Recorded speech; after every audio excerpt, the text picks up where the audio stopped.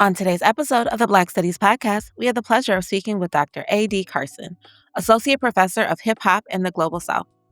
Dr. Carson is from Decatur, Illinois, and works as an Associate Professor of Hip Hop and a Shannon Center Fellow for Advanced Studies at the University of Virginia. His work as a rapper, educator, writer, and commentator deals with race, place, history, literature, hip hop, rhetorics, and performance. His books include Being Dope, Hip Hop in Theory Through Mixtape Memoir, Cold, and The City. His mixtape, I Used to Love to Dream, was the first ever rap album peer-reviewed for publication with an academic press.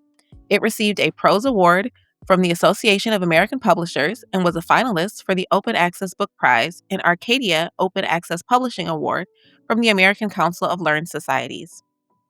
Dr. Carson earned a PhD from Clemson University in 2017 in rhetorics, communication, and information design by recording the album Owning My Masters, The Rhetorics of Rhymes and Revolutions.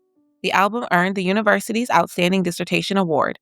He received a Martin Luther King Jr. Award for Excellence in Service from Clemson University, and he is also the recipient of the Research Award for Excellence in the Arts and Humanities from the University of Virginia. His work has been published by The Guardian, Rolling Stone, Washington Post, Spin, Los Angeles Times, Bloomberg, NPR's Code Switch, Bleacher Report, and Scalawag, and has been featured by Complex, The Chronicle of Higher Education, Forbes, Journal for Cultural and Religious Theory, NPR's All Things Considered, OK Player, Time, USA Today, and XXL. His recent audio projects, including Owning My Masters and The Illicit, are available to stream and download for free on his website, aydeethegreat.com. Hello, everyone. Welcome to another episode of the Black Studies Podcast. Today, we have the pleasure of speaking with Dr. A.D. Carson, Associate Professor of Hip Hop and the Global South at the University of Virginia. How are you doing today, Dr. Carson? Peace. I am good. How are you? I'm doing well. We're glad that we are at the middle of the week, so it's almost over. Yeah. I'm with it. I don't be wishing time away, but I feel that. Yeah. All right, so we can jump in.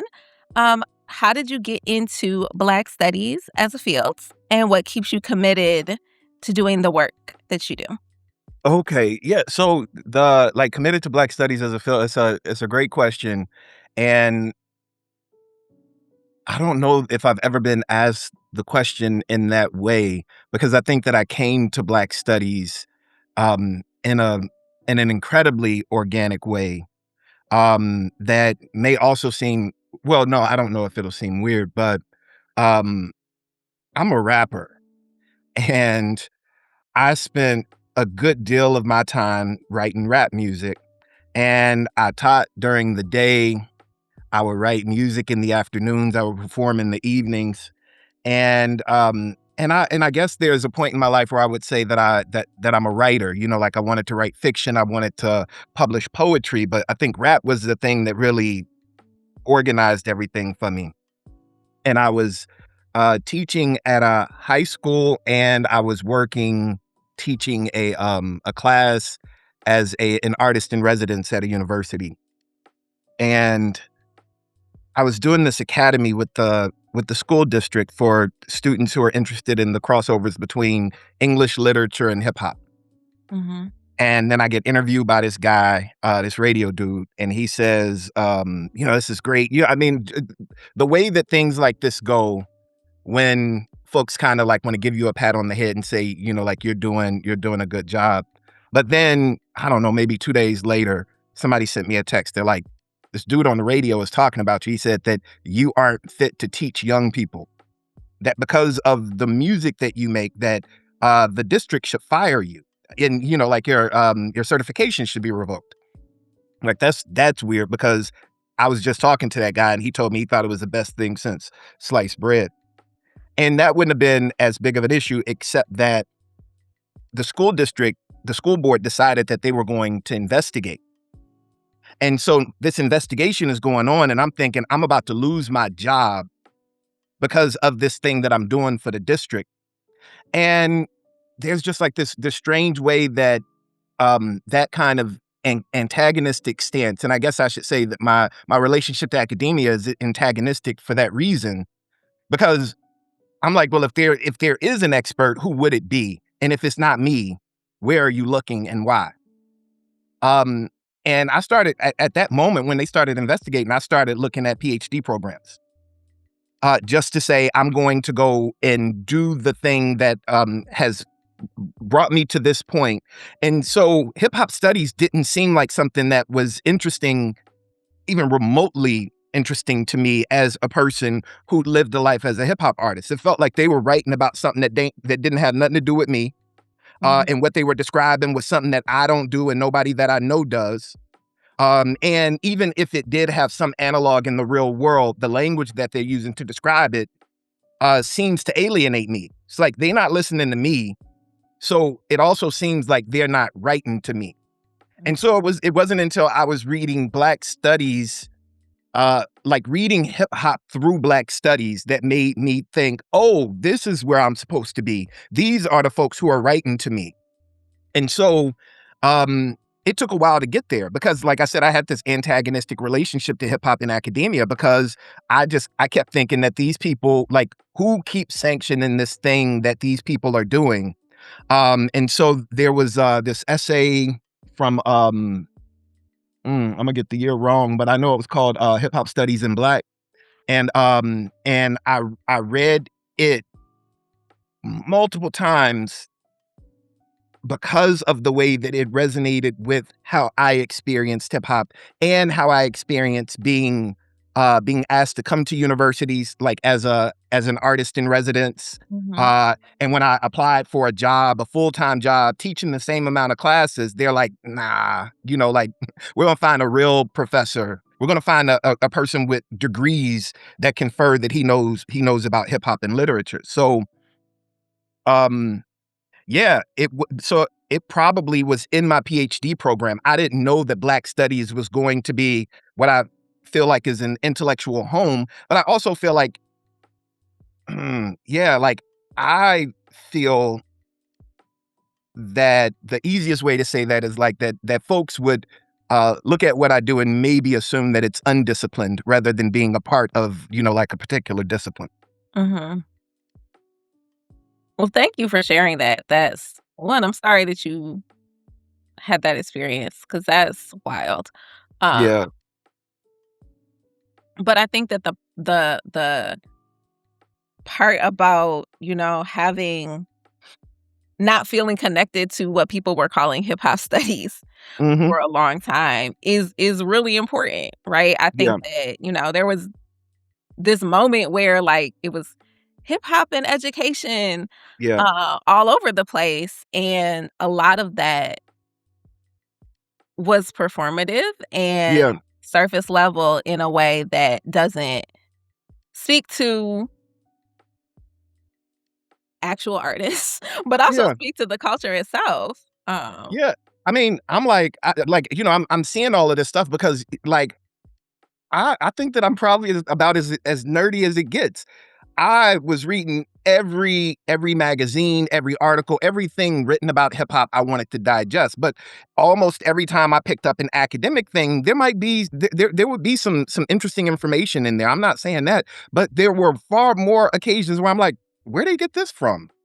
Who is this person? What authorizes them? And then a lot of times you recognize that their relationship to hip hop is just like fleeting interest. Mhm, Like, I don't know, I was standing on the corner and I heard, like some deep bass coming off of the bus. And then I decided to like trace the noise. And that is what passes for scholarship. And I'm like, that's wild because I've made my entire life with words and rhyming and art through hip hop. So for it to be reduced to this fleeting thing, somebody, like hearing an instrumental Wu-Tang Clan track in Whole Foods, and now they decided that they're going to write an academic monograph on hip hop.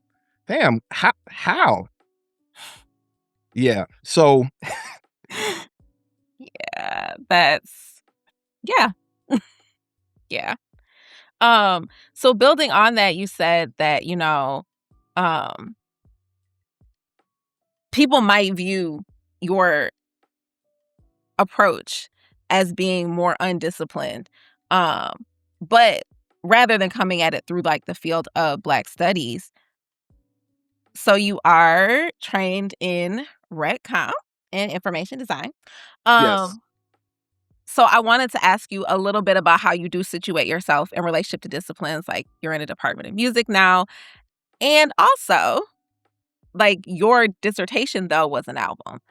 Yeah. And it was the first album dissertation, right? So, like, if you could talk a little bit about how that, um, yeah, how that came about, particularly when you are getting a PhD in something that is not as traditional per se as maybe like an English department would be, but it's Yeah. still, I mean, rec comp is still rec comp. Like, there's Yeah. a lineage and expectations around methodology and all of those things. Yeah. So when I so and I didn't choose Clemson. I didn't choose the RCID program, the Rhetorics, Communication, and Information Design program in Clemson for its um what is it like disciplinary leanings or not, and Mhm, I, folks there will say that it is transdisciplinary or non-disciplinary, and it's situated within the, like the College of Arts and Sciences. I think that I found what folks were talking about in that program, like the focus on knowing, making, and doing. I found that appealing, and I wasn't thinking about a discipline. I was like, what I have going on right now and what has me looking at what my next step professionally might be is because folks are um, confusing the the making and the doing, or prioritizing the making and the doing and making it seem like I don't know, mhm, like I don't have, like that somehow this is like unequally distributed. And and so my priority was that I wanted to stop having to pretend to be less of a rapper when I was coming into the classroom and less of an educator when I got on stage, and less of a community member when I was in either of those places, like the stage or in the classroom. That I am living this, I am embodying what is going on all the time. So I can't separate the essay that might get written from the EP, or the song that I'm gonna write about it. Though they will appear in different places, I am trying to get what I'm saying as direct as I'm trying to give what I am doing to as many people, um, in as efficient a way I can. mhm, And so there isn't a, and so in a certain way, like writing a rap song where a person might believe that writing the work as rap is somehow more creative. I don't know if I would look at it that way. I mean, sure, it does take creativity, but in my mind, it's like, well, actually, it's more truthful. That, like, so this understanding of, say, like mourning in America. If I were to say that in an essay, then I'm actually having to choose whether mourning has a U in it or not. mhm, And when I talk about like the like daylight in America and how every day in America, Black folks are forced into perpetual mourning, like into perpetual grief, into perpetual violence, I can say that really simply in a rap song, and you hear it in the ways that it's meant to be heard. So I'm being more truthful in the rap song.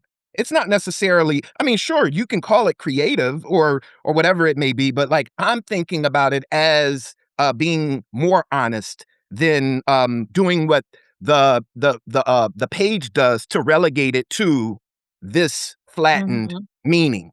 And so the sound is incredibly important. And so I got so so but I again, I had to figure this out at Clemson, because when I got there, I knew that I rapped. I knew that I had a background in writing and in English and literature and education. And I had worked at least in universities and worked in a public school system and worked for community organizations. And then you get there to Clemson and it's a plantation. Now, I mean, I'm saying that all my research is about ideas. It ain't about where it's located geographically. So I get there and I see a plantation house and I ask one of the people in the program, that house look weird. What's going on there? And they're like, "Oh, I think it's a museum." And I'm like, "That's a funny looking museum." And so I remember saying that and they're like, "Yeah, well, we can figure it out. We can investigate." So I find out like, oh, so these folks, they invited me to a plantation, and now I'm supposed to be studying hip hop. Now, I mean, this is 2013. The the I got to town on a Wednesday. That weekend, George Zimmerman was found not guilty. That fall, The Conjuring, the movie came out. And I don't know if you've ever seen the like the handbills, like the posters for The Conjuring, but it's like a plantation house, or like I don't yeah, like a plantation house, and then there's a tree in the foreground, and then there's the shadow of a body hanging. That previous semester also, Fruitvale Station came out, 12 Years a Slave came out. So as an artist, there's all of this stuff going on in the world that I'm supposed to be trying to make sense of. I am not divorced from the world that I left. What happened to Trayvon Martin happened when I was still living in Illinois. But this outcome, like what I imagine folks are trying to give to us as justice is ongoing. And so now that I'm here and I'm living around all of these trees, imagining what they might say if they could talk, and inputting all of this media that and so there's a moment between 2013 and 2017 where it's like we got a steady diet of snuff films on social media. Yeah. And we're just watching Black folks die. And the people who are on campus with you are not just laughing about it, not just indifferent, but they are actively upset that you care. So, like those moments where folks were like, well, that ain't got nothing to do with you. You supposed to be a doctoral student. You focus on your work. And well, what if my work is this? Which is what, like what I always thought. And so the fact that people were warning me against speaking out made me realize that the speaking out was what I was there to do. And so I had to design the information in such a way that that folks wouldn't understand how it is spreading. And we've been doing that. I mean, I'm saying Black language has done that for a really long time. So I find myself in this situation at like asking for collaborators at the university, like the diversity office, to say, hey, we could use the school's mascot to kind of talk about how we're living on a plantation, and then point folks toward resources so that they can find out more about it, and then maybe know something about the present. And they're like, no, like that just seems like radical, like let sleeping dogs lie or whatever it may be. And I'm assuming that they thought I was asking for their permission.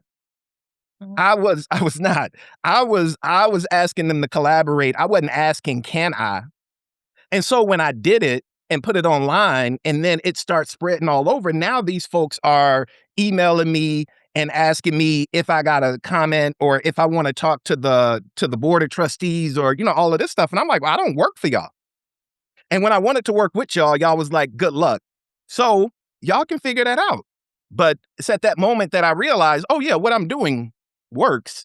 Not only does it work, I think that I mean, I knew that beforehand, but there needed to be some practical way to show, well, probably to show me, but also to show the campus that ain't nobody asking you for permission to discuss the stuff that you say is undiscussable. We're going to discuss it, and the terms of that discussion is kind of up to you. Like when you're creating this barrier saying that I can't talk about this thing, which is giving me um, something against which to speak.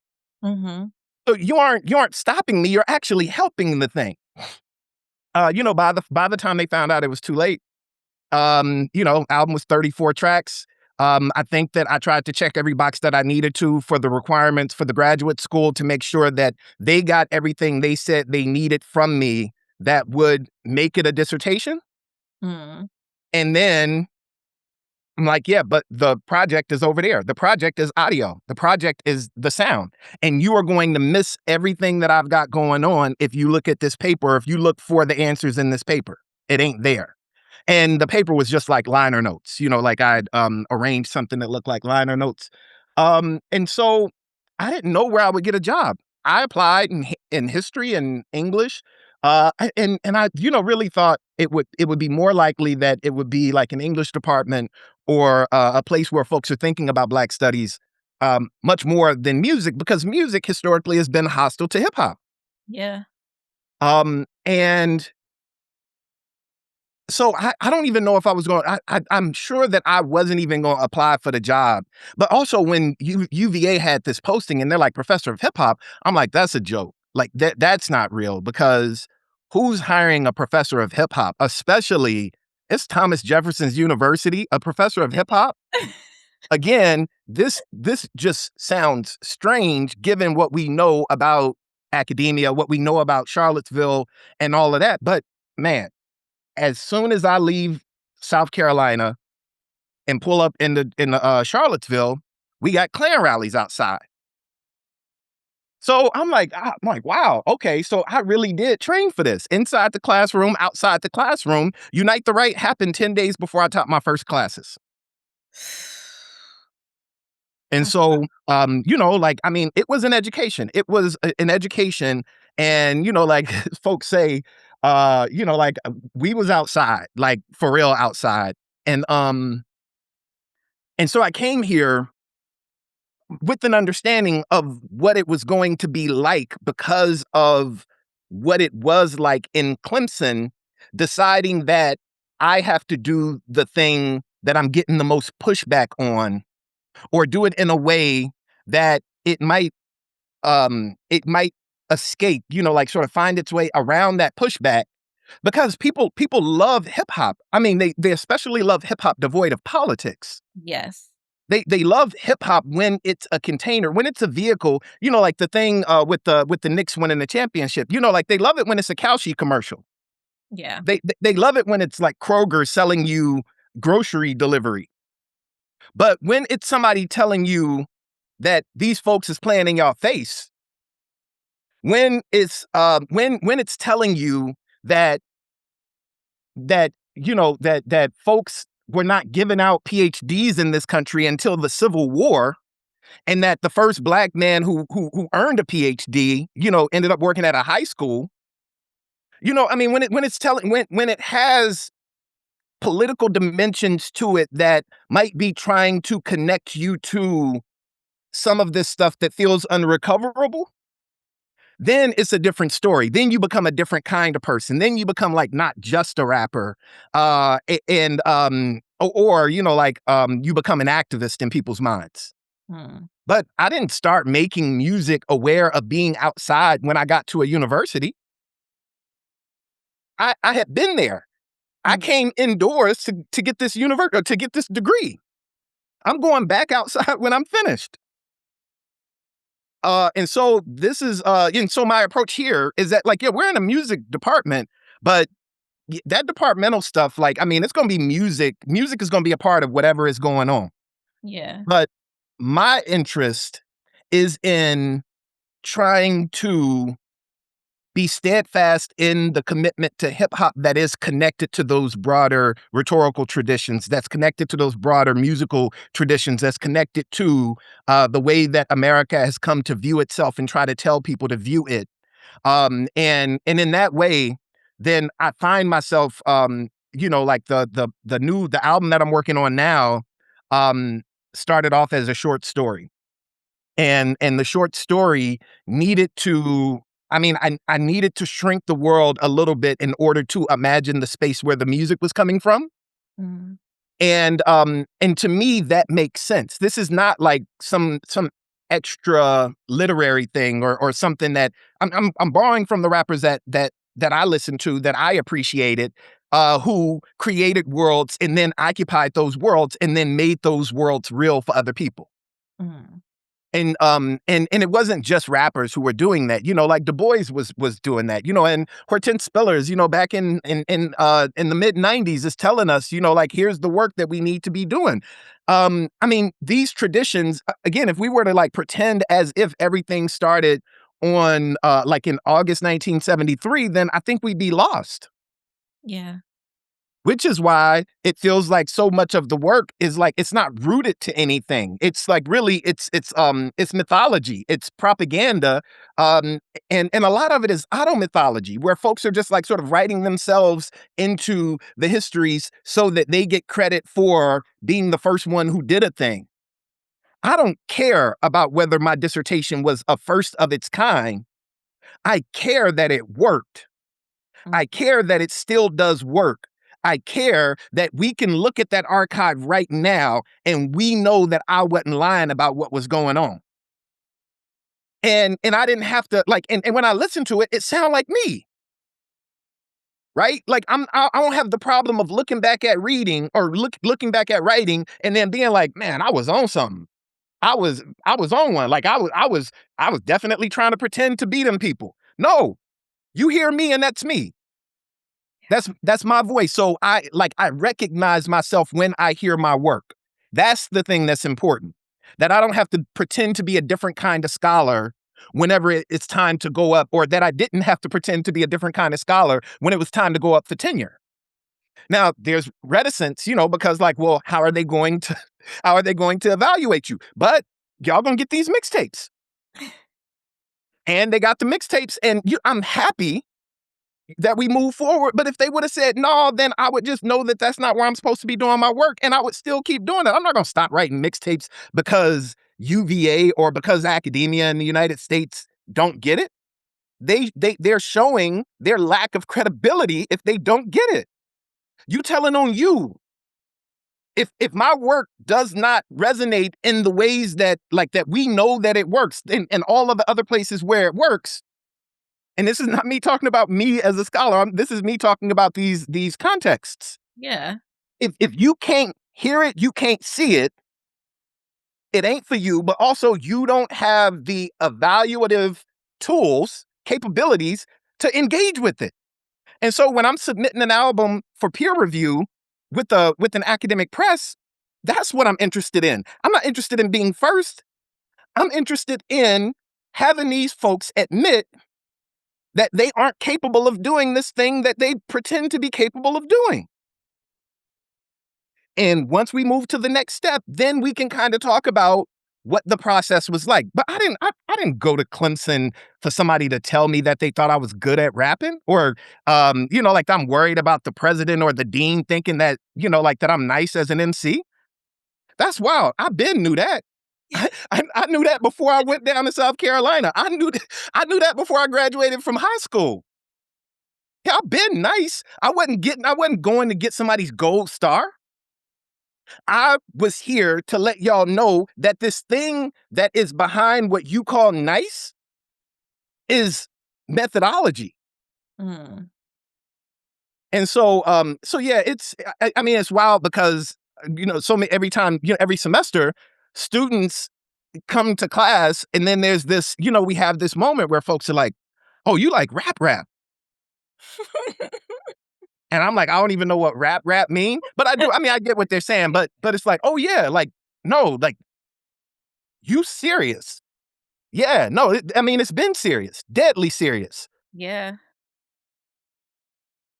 Well, thank you. Yeah, That there are so many things yeah. in what you said, like understanding that the lack of credibility is on the institution if the institution is not able to properly understand or evaluate what you're doing. Like, Yeah, you're not capable of doing what you said you're capable of doing. Y'all need to change that, not me. correct.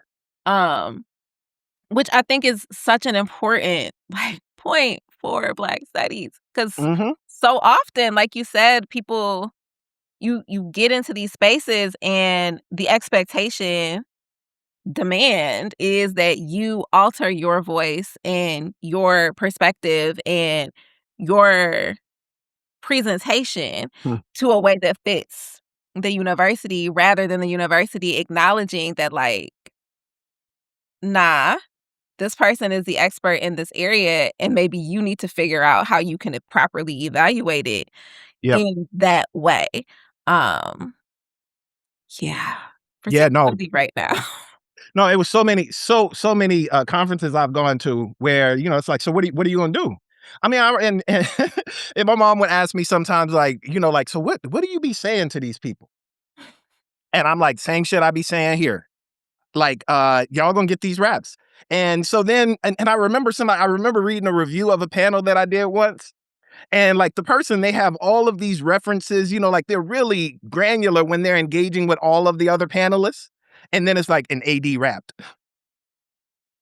As though the whole thing is summed up, like, it don't matter what I said, I just got up there, like, I was just up there, like, doing a soft shoe or, like, like, I performed for them. Mhm. And, but for me, it's like, that's on them. Not only did a person sit there, see that, write that, another person read that, and then another person was like, "Let's print that." That's all y'all. Imma give all that back to y'all. So when somebody says, "AD, like, how does it feel for when people don't engage with what you do?" They telling on themselves. They not saying nothing about me. Clearly, I'm just like a rapper dude, and I'm fine with that. That's okay. I'll be that. And so yeah, like at like the and I'm saying that this is not this. I wish I could say that that was just in the past. That's still happening currently. Yeah, I don't doubt that. Yeah, and so yeah, man, yeah, it's wild. It's wild times out here. And, like, I read it, I engage with it, but I know where I'm at too. Like, I know what I chose to do, and so part of this is my choice to be here and not elsewhere. But the other thing is that there's still a whole lot of work that can be done over here, and so it's instructive when I'm working with colleagues and future colleagues, and undergraduates and whoever else might be out there. Like the fight is worth fighting. Like the challenge is worth issuing. And that makes the work worth doing because I'm having to really imagine what the next thing that would be helpful might be, not just for my work, but for the future of work like this. And so, like in a lot of ways operating both in the reality that's here, but like, in this kind of speculative realm, thinking what what we do about the issues that are on the horizon that we know are coming our way, and folks maybe don't expect that the way that we tackle it is hip hop. The way that we tackle it is Black language. But I mean, I imagine that being underestimated is what Black folks um, have been working with to subvert and to thrive and like to overcome forever. So how does that stance and perspective, how does that influence your pedagogy and the way that you approach your classes? So it's sometimes it's a slow process because like I'm definitely not in the I mean, so if I feel this way about academia and I like, but like if if academia is a garbage can, right? And I feel like the metaphor works. And like you're in the garbage can, you could try as hard as you can to not get garbage can juice on you, and it's still on you. And you Mhm. walk in the room and somebody is like, "What is that?" And it's like, "Oh yeah, we're in the trash can. I forgot to let y'all know." Because like now, like you're tainted by the thing that you're in, which means that your appeals to authority as the person in front of the classroom ring like those hip hop textbooks that Yeah. I'm reading when I'm younger and saying, "This don't look like me. They not talking to me." Right? So I'm asking the students where you get your information from, like how do you curate your tastes?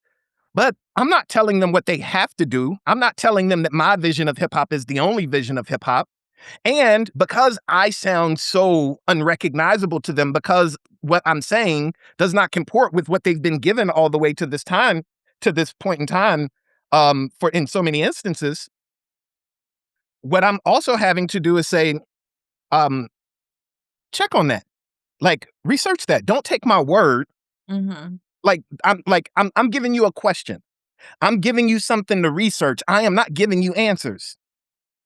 And so it's slow because you can imagine that some people just imagine that because you don't give them a direct answer, it's because you don't have a response. And they're more likely, or they are more willing to believe that depending on the body that you Yeah. um inhabit and bring into the classroom. And so I'm also asking that. Like many folks ain't never had a professor that looked like me. And so when they come in and like folks will go, they look at the TA and they're like, "Professor." And the TA points at me and they're like, "You're the professor?" It's like, that's weird that like that you didn't. Yeah. And so that happens, or nobody else is in the room, and then they're like, "Yeah, where's the person in charge?" It's just me. I'm here. So um, but yeah, I don't know, let folks make fools of themselves.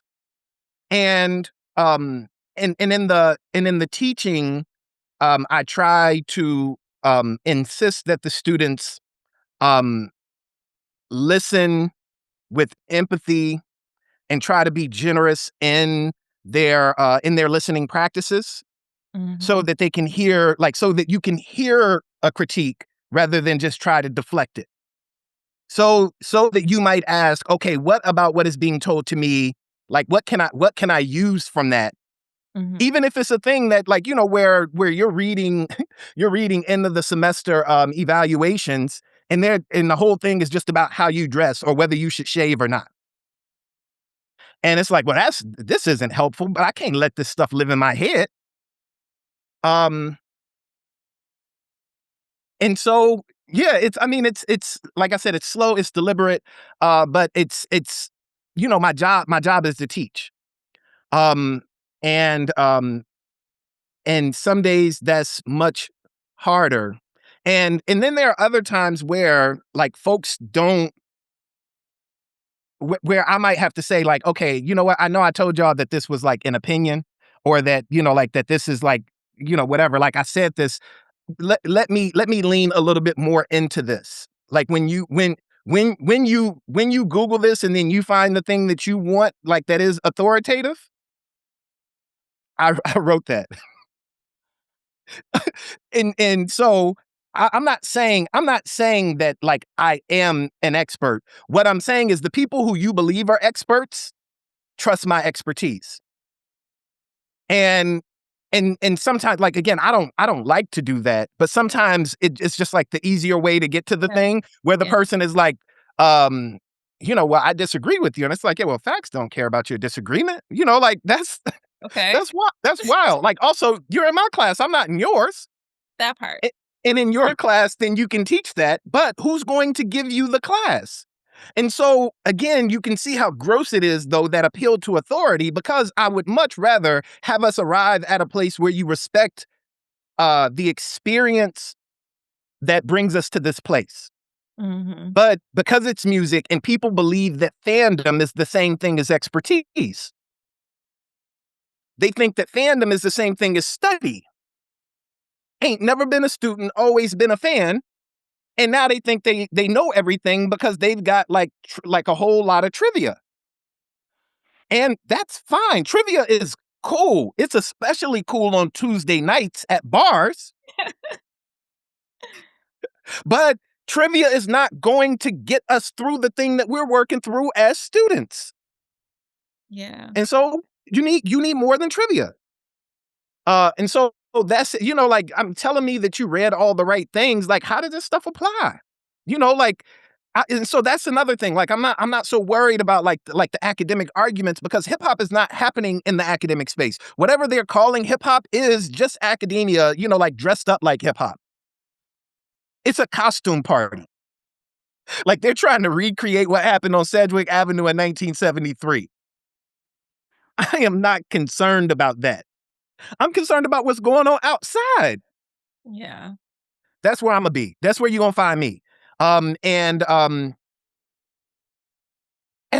course, I would love for more people to, like, yeah. Anyway, let me stop. I mean, you can continue if you like. Hmm. Well, I'm just saying, I don't. I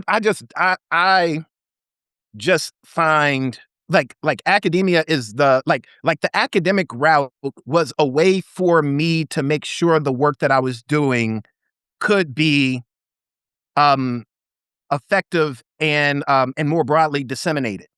But I don't have that twisted with like my PhD, meaning that like the quality of my work or the quality of my art, the quality of my scholarship is somehow different. I learned stuff, like there were skills that I've had to develop. I do a whole lot of practicing. I had a whole lot of time to think. And so like, yeah, my critical thinking and my rhyme writing and my ability to, to put an illusion to work in certain ways, like I've been given the luxury, or I've earned the luxury of being able to work on that. And so when the students are like, hey, we can't think of a word or blah, blah, blah. And then I'm like, okay, well, if we do this, then like the line before it might do this and the line after it might do that. And then they're like, oh, yeah, like, because like you are a rap nerd. And I'm like, yes, yes. It's weird that y'all thought I was something different. Why would you think anything different? That's what is required to get here. And if anybody is telling you any different, then again, like their credibility is the thing that's at stake. I don't have no worries about my presentation whenever I go into a particular place. I'm not worried about nobody's bibliography, and I'm not worried about whether my bibliography matches with theirs. I'm not worried about like these performative things. I'm not worried about what rooms that I'm not able to be in because I choose to talk and engage the way that I engage in. I am really focused on the people who intently choose to be in the room with me and choose to have me in the room with them. And that way, yeah, I ain't got no ops, ain't got no haters, none of that. Like it's yeah, I mean, like the biggest hater is white supremacy and capitalism, as far as I'm concerned. And then you see the people who are wearing that, like dressed up in that, thinking that they are the op. They think that they are the enemy, and it's like, oh no, you just carrying the enemy's baggage. You dressed in the enemy's clothes, like you came dressed up like them. But you ain't them. I wish I could make you understand that you ain't. Yeah. Okay. Thank you. Thank you. I really appreciate all of that. I Word, really word. Okay, so 2 questions left. Okay. All right. So what interests you most about the past of Black studies? But man, it's so rich. And also that like because the past of Black studies, the past of Black studies is almost like the past of infinity, right? Mm, Like there's so much there. yeah. And that's what we know. But there's so much that's unknown that if somebody says like we don't have anything, we don't have a legacy, or we don't have an archive to draw from, we don't have material, you just know that they lying to you. You just know that they ain't looked hard enough. Yeah. And so for me, it is like the I guess the abundance, the plenitude, the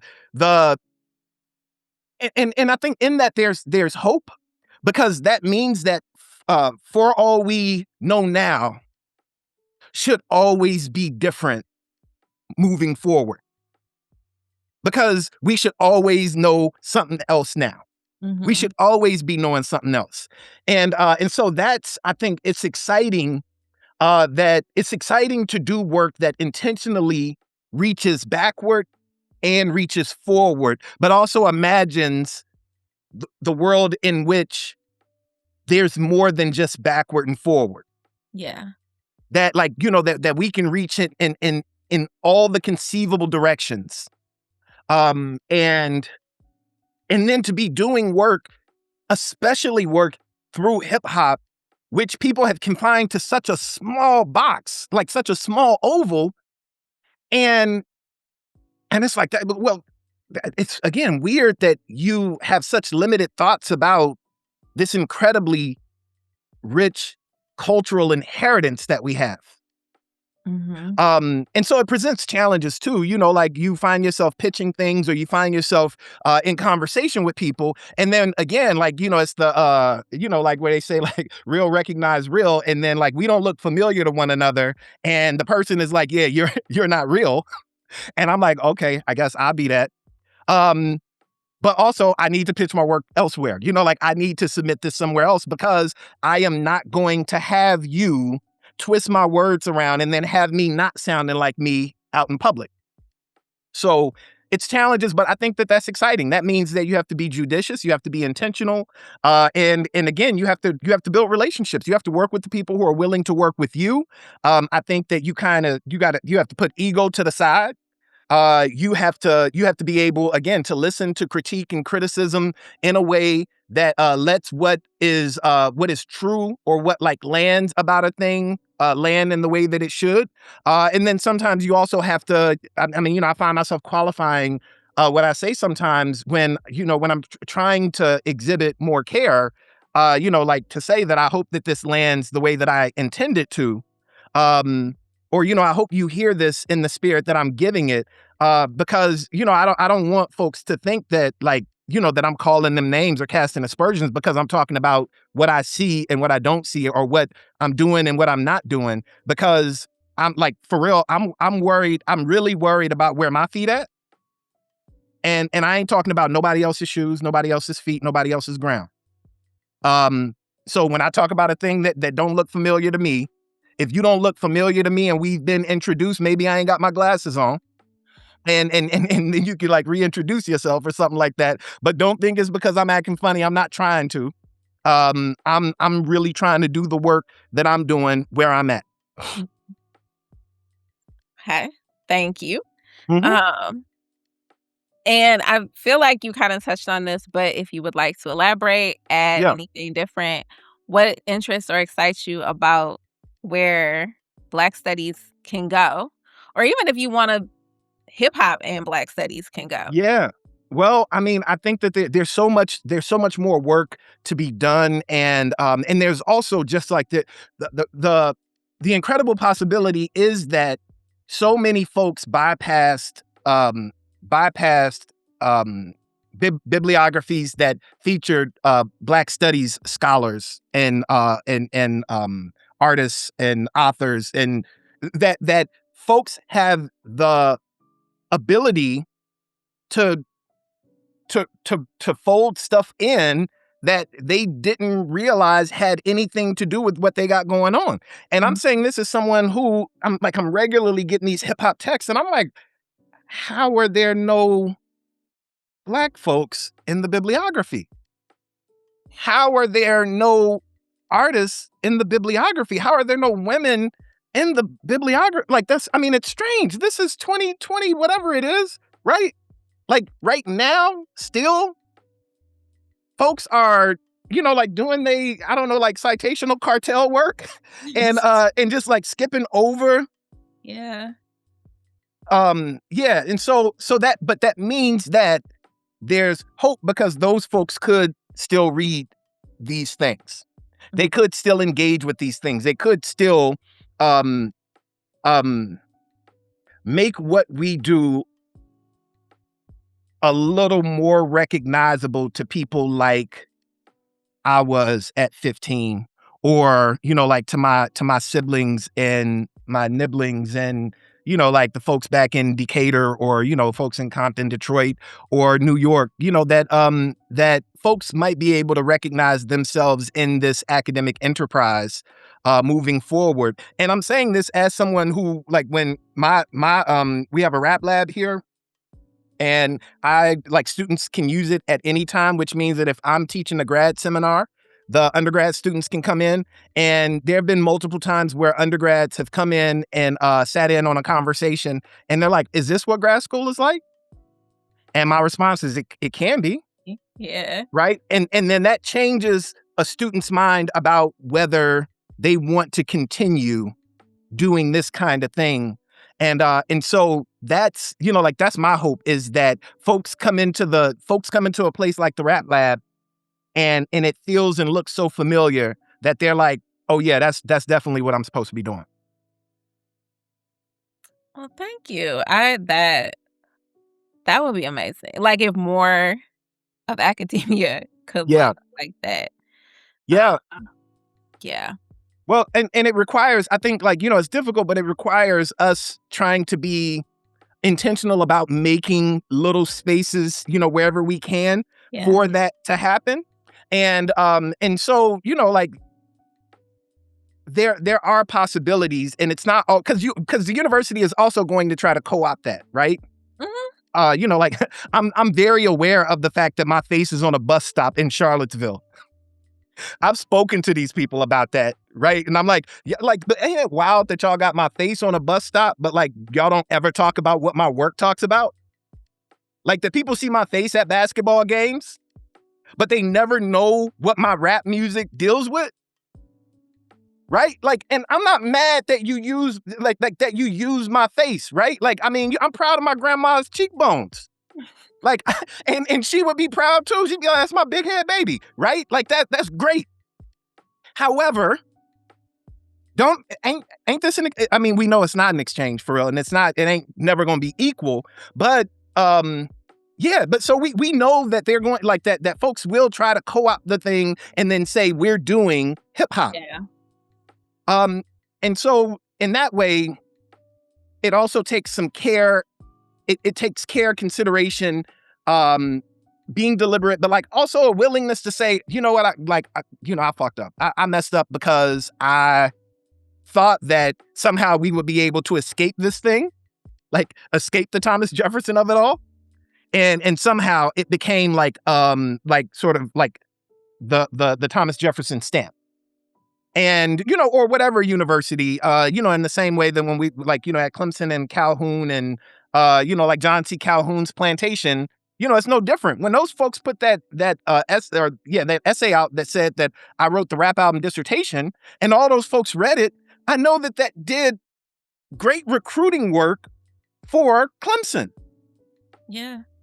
Right. And so then when I talk back to Clemson and I'm like, hey, I got this new project or I got this other thing, it's kind of like, what have you done for me lately? Because no matter what you think about me, I graduated from there. Y'all might not have wanted me to. Y'all arrested me. Y'all tried to intimidate me. Y'all did all of the stuff to make it impossible.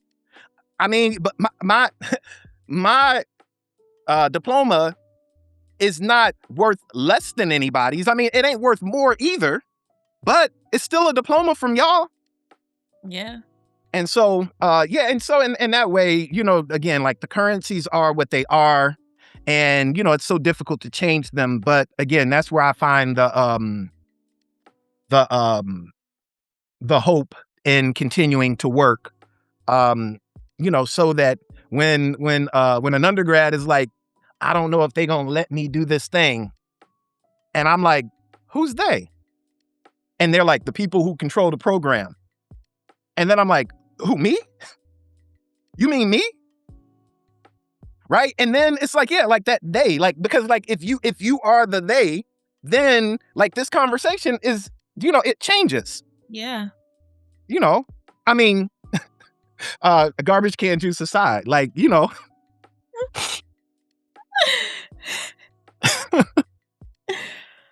Oh, yeah. That's such a great way to describe it. I really appreciate your time and the generosity of your answers today. Is there anything you want to yeah. add? Read more Black studies, listen to some rap songs. There's so many dope rappers out here right now, just like young and old and making dope stuff, and Spotify and YouTube ain't recommending it. So turn off your autoplay and tap into actual live rappers who are rapping and making stuff right now. There are probably some in your neighborhood, maybe even in your family. Stop trying to make folks feel weird for continuing to make rap music. If your uncle or your auntie still rapping, support them, listen to them. Yeah, that's it. Well, thank you so much. Yeah. I hope that you enjoy the rest of your day. Thanks. You too. Thanks. All right. Peace. Bye.